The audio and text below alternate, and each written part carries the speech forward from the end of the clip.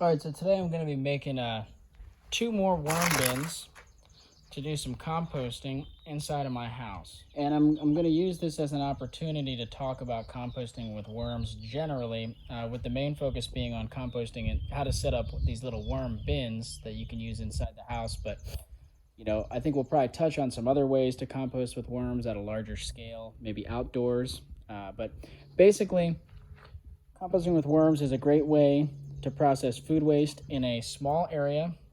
No smells, they're pretty easy, very low maintenance, and you can do this, like I said, inside, small area. And worm composting also produces a really, really high quality compost that has, the worms are really, really good at dealing with pathogens. The microbes that the worms, cultivate in the compost are really beneficial for plants. The only caveat to worm compost is that the worm composting process does not kill off any seeds. So weed seeds, any seeds, whether you consider them weed seeds or not, any seeds that go into the worm compost, they're going to come out probably pretty viable. So those are some considerations briefly about setting up a worm bin. The first thing you're going to need, the first step in the process, is a container with some holes drilled in it. I really like using these blue Tupperware bins. I definitely do not like to buy these new. I prefer to get my plastic bins from the waste stream. And I've got a good collection of plastic bins. That one I use as a trash can. I've got all these bins here. I got pretty lucky and got a bunch of these blue ones from the crawl space underneath my parents' house. We found a bunch when they moved in and they didn't have any use for them. So I've got a ton from that. I picked up this bunch on the side of the road the other day. Somebody was throwing away a bunch of stuff, but you don't have to use these bins. I mean, you could get creative. I'm sure you could make a worm compost bin out of a 5-gallon bucket, out of an old trash can. I mean, you could really get creative. There's also, the bin is not the only method to do this. You can definitely build your own out of wood. There's plenty of designs out there online you can look at. You could buy a worm bin pre-made. But the main gist is you need some sort of container, and it has to have a way for air to get in. In my indoor setup, I don't put any lids on the containers. Some people do like to put lids on. The reason I bring this up is just it's important to have really good airflow for the worms. So that's why you see so many holes drilled in the side of my container. And if I had a lid, I would drill a bunch of holes in the top, right? Now, another optional thing, I really like to have holes in the bottom. This gives me the ability, if I overwater the worms, which is, happens sometimes, it's easy to do. This gives the excess water someplace to go. It can drain out. Now, I have to have some sort of pan underneath of this. I typically use another bin or a big lid for one of these bins to catch the excess water.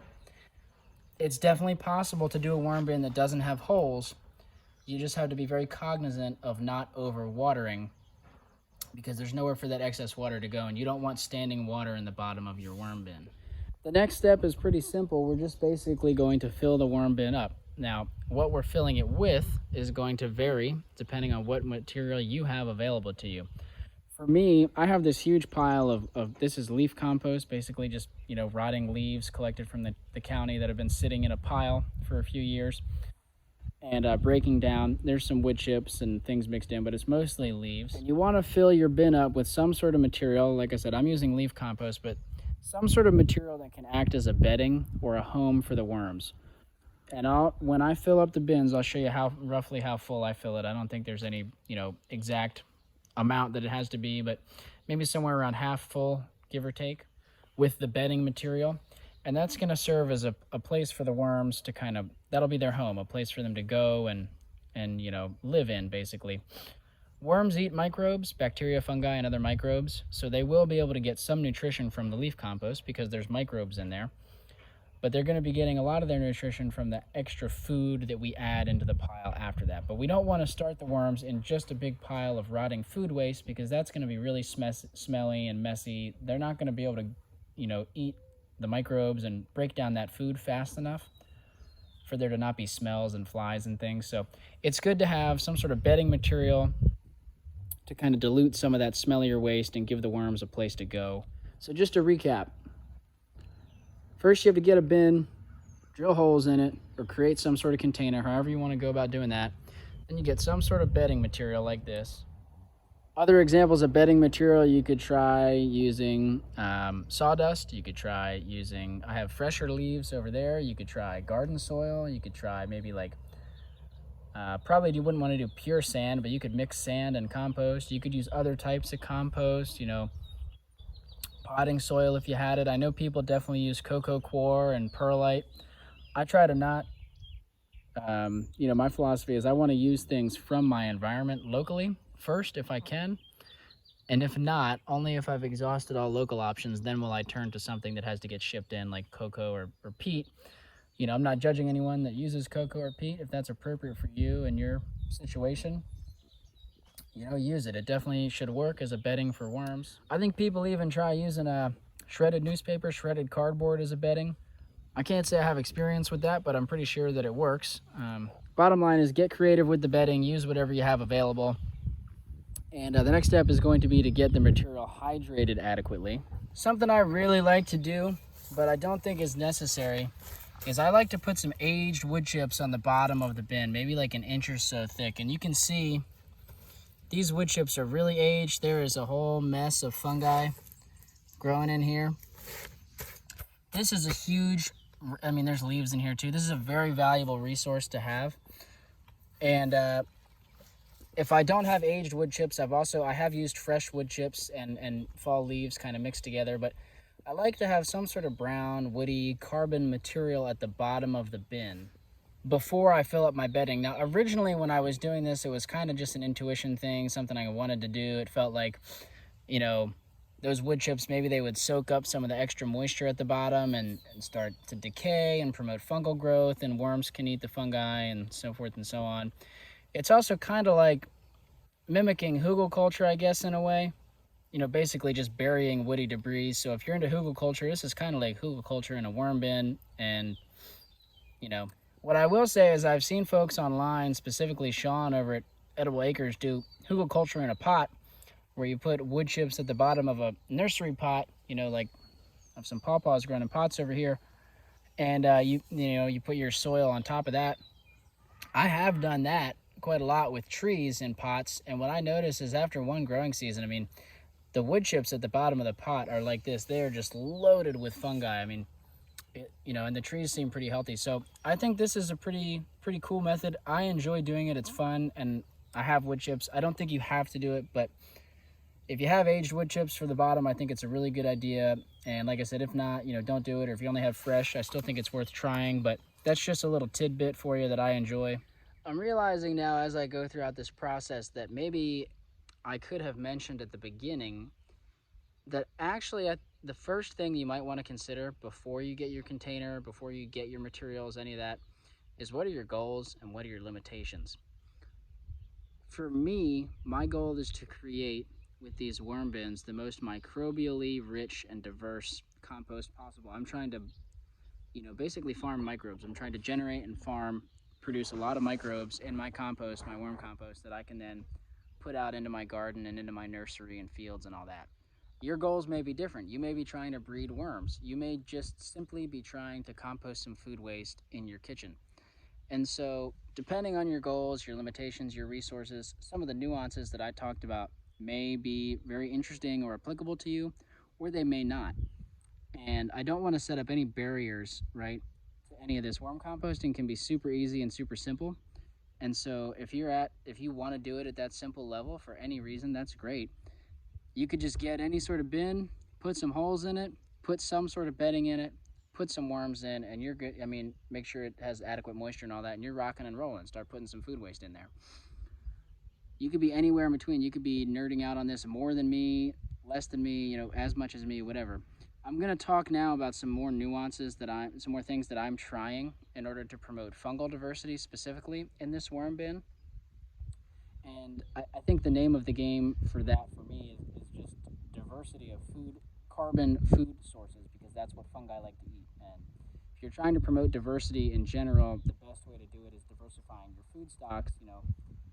Your compost is only going to be as good as what you put into it, right? So those starting inputs matter. That's where a lot of the microbes, most of the microbes come from the material you put in. They're on the food that you put in.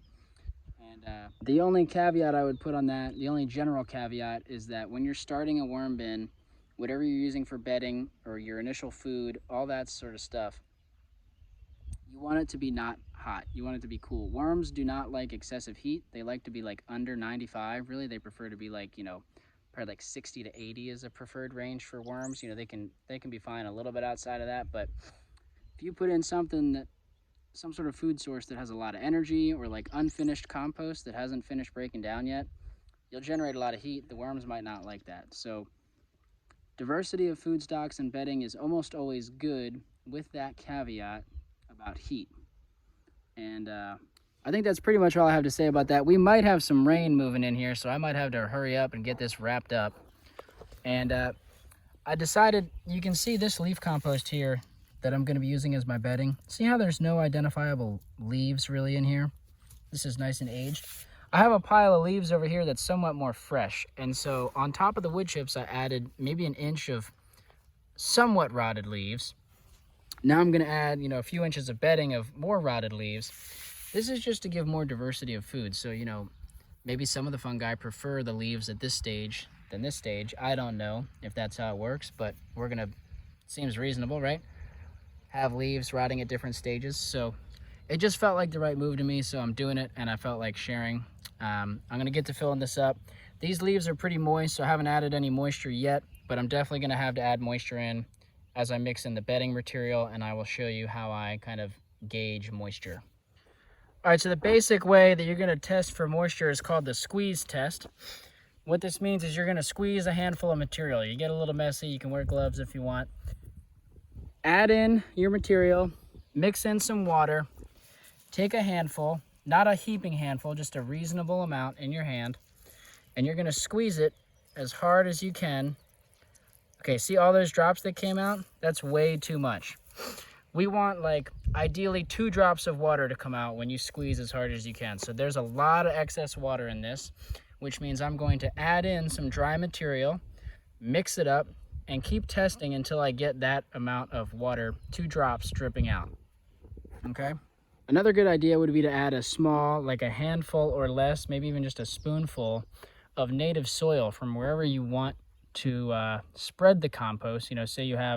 Say you wanted to fix the lawn here, or I have the garden going over here. Wherever I want the compost to go, could be beneficial to add a small amount of the soil from that area to the compost, especially if the area you want to apply it to is already kind of not healthy or not where you want it to be. It would definitely be a good idea, if you can, to get a tiny amount, a spoonful or less, even just a pinch of native soil from a healthy local ecosystem, whether that's woods, prairie, a really healthy, regenerative farm. Just, you don't need to extract a lot, just a pinch of soil just to inoculate. Sprinkle that into your bin. Could be a good idea. All right, so now it's time to add the worms to the worm bins, okay? Now, typically, if you're gonna buy worms, they're gonna come in some sort of breathable bag like this. I've gotten worms in this bag before. And they'll have a little bit of bedding in there, and they'll probably be a little bit stressed out and tired from the trip. So it's important that when you get your worms, you get them into your bins as fast as possible. I would say anytime you order worms, they should come with instructions, so read those and follow the instructions. The basic gist is that you want to get the worms into the bin as fast as possible. You want to do this somewhere where there's some light, but not direct sunlight, because the light will encourage the worms to go dig down, but direct sunlight can hurt the worms. So you don't want to do this outside. Right now we're in the kitchen in my trailer, and there's a little bit of natural light coming in through the windows, and I have overhead lights on. That's enough to encourage them to go down. If I had to do this outside, I would want to make sure I'm under the cover of some shade from a tree or some artificial shade cover somehow. And look at this guy going.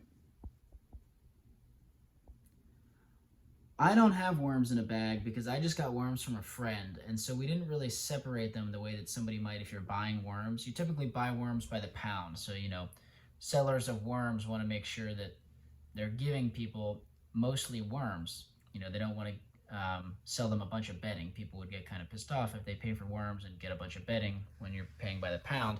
Since I didn't pay anything for these, I just have this bucket with, we just scraped a bunch of compost off the top of this huge worm bin, and there's a lot of worms in the top. And I don't know how the focus is going to be in this bucket, but you can see, I mean, this stuff is loaded with worms in here. So I'm just adding, you know, a handful of this at a time into my bins. Sometimes when it's piled up, I'll try to spread it out a little bit, but I mean, the worms know what to do. They're going to go down. The bedding material in the bins is a little bit more moist than the stuff that I added in. This stuff from the bucket's a little bit dry, so they're probably going to want to go down. And that's pretty much it. I mean, you know, I feel like I've been talking for a few minutes, but it's basically as simple as just dumping the worms in. That's the basic idea. Here I'm adding a particularly large clump of worms to this already established worm bin. Man, look at them go. Look at that. I just want to boost the population in here because I didn't start off with a ton of worms.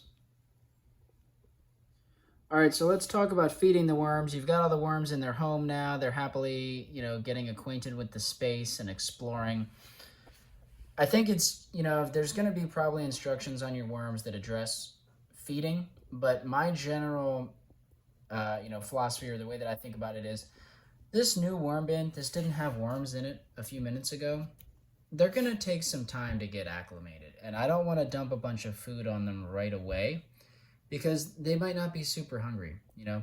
There's definitely already food for them in this bin. Like I said earlier in the video, they eat microbes, and there are microbes here that they can eat. And so they won't starve if I feed them nothing, and it's better to not overwhelm them right at first. I typically like to give it about a week from the time that I put in worms to the time that I actually give them any food.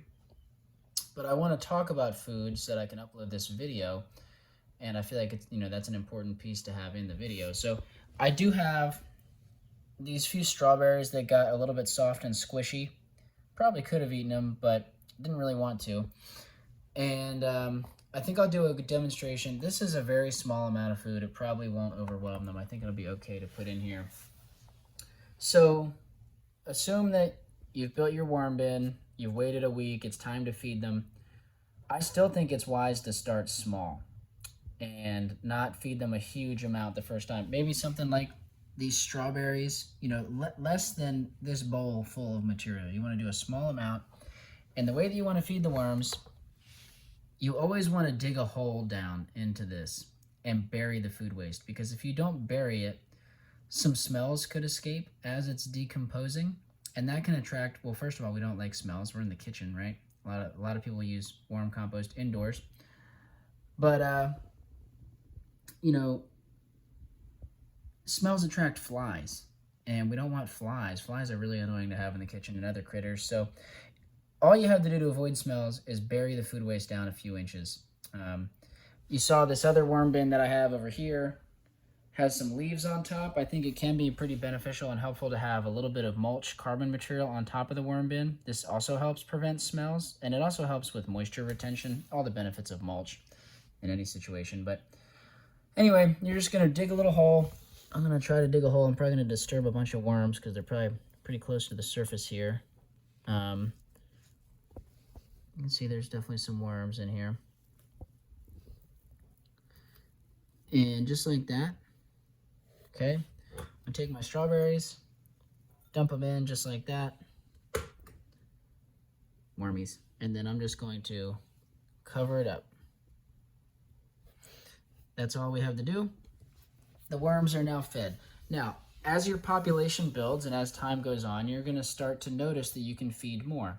I don't think there's a magic recipe. I think you just have to experiment with what works, you know.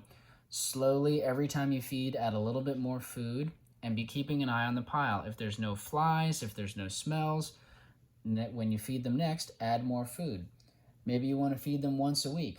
Maybe you want to feed them every 3 or 4 days. You have to decide what's appropriate for you. And I think just keep gradually, if you slowly increase frequency, slowly increase the amount of food, you won't have any issues. Because if you slowly increase and then you notice, oh, I see a couple of flies, maybe you skip a feeding, or maybe you don't feed as much next time. Whereas if you go in, and I've done this before, and You know, it's okay to make this mistake, but I've gone in and way overfed worm bins in the past, and then there's just like flies galore, stinky smells coming out of it. It's unpleasant, difficult to deal with. But it's all a trial and error thing, I think, as far as feeding goes. And watering is another thing you have to keep up on. So in addition to putting your food waste in here, you got to think about water. We showed the moisture test. You want to be around 60-ish% moisture, which is like 2 drops coming out of your hand in the squeeze test. You're not going to have to water this very frequently. A lot of the food waste, if you're adding food waste, has moisture in it, but sometimes you might find yourself needing to add water. So it's a good idea every time you feed just to kind of gauge the moisture, maybe do a squeeze test, poke your finger around a few places, see what you're seeing. You may notice the bottom of the bin gets wetter than the top. In my experience, that's okay. It kind of gives the worms a wetter place to go if they want, some drier places to go if they want. Some people feel like it's best to have uniform moisture throughout the whole bin. You know, my mind's not really made up on what's best there, but try to keep at least some part of the bin, as much of it as you can, around 60% moisture, water as needed. Definitely water with rainwater or spring water if you can, or, you know, well water. If you use municipal water, water from the city, tap water, that is almost always, at least in the United States, going to have chlorine and chloramine in it. Those are both antimicrobial compounds that they put in the water to prevent, you know, things from growing in the pipes. And that can have a negative effect on the worm's microbiome. If it's all you have, you can do it. I don't think it'll kill, there's no way it'll kill your whole worm bin, but it's definitely not the healthiest choice for them if you have another source of water to water with. If you're just getting started, don't get caught up on all the little details, you know. As far as food goes, these guys can eat any sort of organic material, anything that was recently alive. I haven't experienced this myself because I don't have a lot of meat and oily waste, but some folks definitely say that worms do not like a ton of meat and oils. So, you know, if you eat a lot of French fries and burgers and that sort of thing, they don't love that sort of waste, supposedly. I've never done it in excessive amounts, but that tends to be common advice on the internet. They like manure, but like I said earlier in the video, if you put too much of a food that's going to get hot, the temperature will get too hot, and they don't like that. So if you use a lot of fresh manure in your worm bins, you risk things getting too hot. I recommend for manures, pre-composting with a thermophilic hot compost process is a good idea. You know, give them some pre-composted manure. They'll probably love that. It'll be cooler that way. But generally speaking, anything that was recently alive, I mean, shredded paper, shredded cardboard, rotting leaves, wood chips, mushrooms, any sort of food waste coming out of the kitchen that, you know, specifically vegetable and fruit waste they'll love. You can feed them bread. Another thing that worms supposedly don't like in high amounts is citrus. Supposedly they don't love in high amounts. And I think I've heard also dairy. Now, again, small amounts, they'll be able to compost these, break them down. If you have a lot of that type of stuff and you want to compost it with worms, it may be advisable to put it through a hot composting process first, a thermophilic first, just to start breaking those things down and deal with some of the compounds the worms don't like. So again, things they don't like in excess, typically manures, meats, oils, dairy, and citrus. They don't love excessive amounts of those things.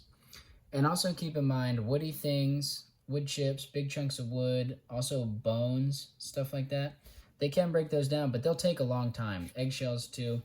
All can be broken down by worms and other microbes in the worm bin, but they'll take a long time. So if you're going to use a lot of those, just know that those things will take a long time to break down. Name of the game for me is diversify, diversify, diversify. I want as many different types of food in here as possible. And, you know, but in relatively small amounts.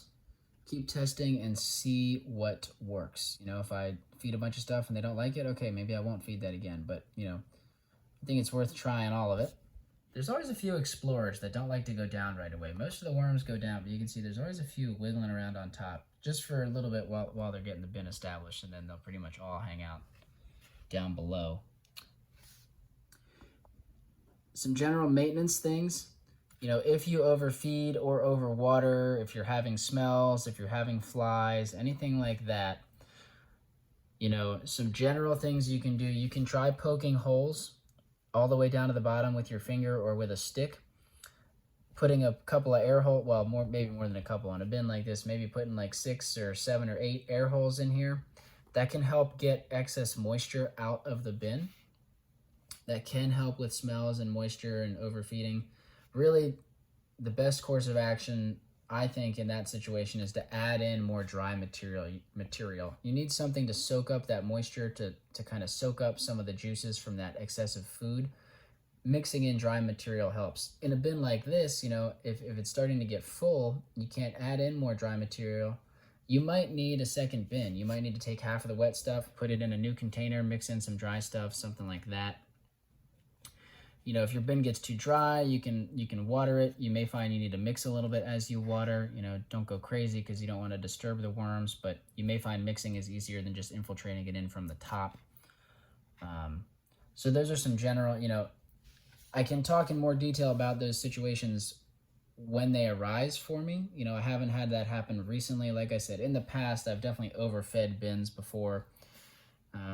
Another thing is, you know, when they got smelly, I just put them out in the garage where they're not going to bother me, and I let them sit. I didn't feed them for a while. I would check on them and make sure the worms are not trying to escape, or dying, you know. But I just put them out of where the smells and the flies aren't going to bother me. That's another really low labor method there. You know, the worms are going to tell you what's going on. If it gets conditions that they don't like, they will try to escape the bin. So if you have a good way to tell, oh, there's too much food, there's too much wet, without really poking around, is if you see worms crawling up the side, something's up. I guess they might also leave if it's too dry. So just know if you see worms escaping your bin, there's something that is going on that they don't like. Having lights on in the room will discourage them from doing that. But if the conditions get really bad, they're going to try to leave no matter what the cost.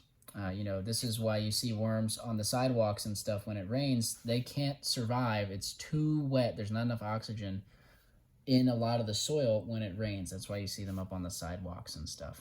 What I notice in the garden too is when it's really wet, a lot of the worms move up into the mulch layer. If you peel back the mulch on a really wet, rainy day, a lot of the worms are in the mulch. Whereas if you go out on a drier day, you don't see any worms in the mulch. I think it's probably best to talk in detail about harvesting, you know, when it becomes time for me to actually harvest from these bins, but you can feed all throughout the bin over time. And then when you get to a point where you're ready to harvest, which is pretty much just when you decide you're ready, there's no real exact recipe for that. You're going to feed the worms all in one spot, all on one side. You know, give them a food they really, really like on one side, give it a few days. Most of the worms will migrate to that food. And then you can take a bunch of material from the other side of the bin and harvest that and use that. And there's a lot of different ways that you could go about using the worm compost. And, you know, maybe we'll talk about that in another video because this one's probably getting pretty long. You might want to harvest just as the bin gets full. You know, I added a lot of material in here to start. You could have added less or more, but just know that as you add in food waste and things like that, that stuff's going to break down and turn into compost, and this will slowly build up and up and up and up. You know, generally speaking, we're composting, we're trying to reduce waste and create a compost. We're also trying to reduce pathogens, so I think it's probably good, you know, the worms can deal with the pathogens, but they have to process all of the material. So if you put in food and then you don't wait very long and you harvest some of the material out, there could still be some pathogens or unprocessed, you know, waste in there. So there's different guidelines about, you know, when to harvest in order to ensure that you've had full pathogen reduction. If you really want to make sure, like if that's one of your goals, you know, I really want safe, you know, really reduced pathogen compost that I can throw right into my vegetable garden and just not have to worry about, you know, any sorts of diseases being passed on to my plants. Maybe you want to really consider that before harvesting. If you're just saying, I want to deal with my food waste and compost it and then throw it out in the yard or, you know, put it around perennial trees and stuff, you don't need to be as concerned.